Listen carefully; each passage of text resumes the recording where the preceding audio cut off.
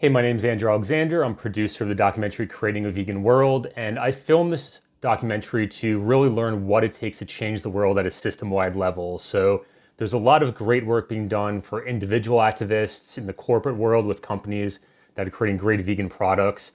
But I wanted to focus on is creating system-wide changes so we could change the world faster. So for example, some of the interviews in the film, I interviewed Dr. Clapper where he's educating medical school students about plant-based nutrition. So this way, the next generation of doctors will be able to recommend plant-based diets to their patients.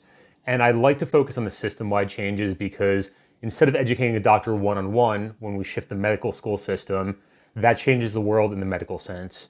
And there's other interviews such as Laura Reese, she's starting a vegan lobbying organization that shifts government subsidies away from animal agriculture and into more sustainable agriculture practices.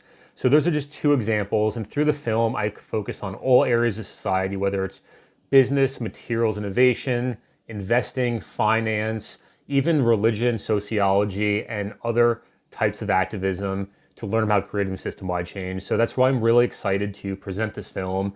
And if you want to learn more about it, if you want to watch it when it's released, you could go to veganworldfilm.com. And if there's more questions about it, feel free to contact me on there. There are so many problems in this world. This is a story of what it takes to change the world, told by the people who are already doing it, regardless of the impact you want to make. It's up to you to be the solution. If we're going to transition into plant-based agriculture, there's a massive process that needs to happen. We need a big professional lobbying organization that can bring this message to lawmakers, because ultimately that's where the power is.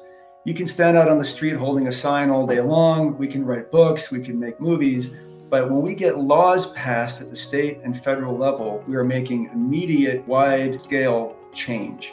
If 10% of American vegans gave just $10 a month, we would out-influence big animal ag. My hope is that people listening to this will contemplate what they can do to get into the game and actually make a difference, to help move the alternative protein movement forward and help start solving this problem of increased meat consumption that the world is facing right now. As we want to change the world, we need people who are using innovation. Vegan businesses create alternatives to products that are harming animals or hurting our environment. We have to create a demand so that suppliers and manufacturers are forced to look into alternatives. Rather than fighting with consumers and asking them to give up something they love, whether it's meat or leather, we're saying, hey, here's something better, but you're not giving up anything.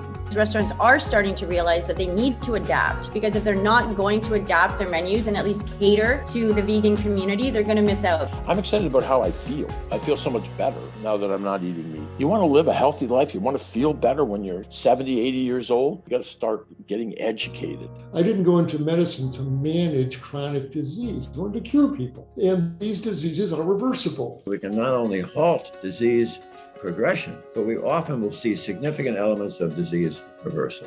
Things have changed so much. I don't think back in the day people even knew what the word vegan meant. 9 out of 10 people now know. So it is possible for us to see a thriving earth, abundance of food, abundance of biodiversity, and a stable climate. That's all possible. My hope is that people listening to this will contemplate what they can do to get into the game and actually make a difference. Once we get a groundswell in those individual behavior changes, once we get a groundswell in corporate change, then there's pressure to create that political change. And when there's political change, we will see dramatic shifts in animal protection. If you care about this issue, it's not enough to just be vegan.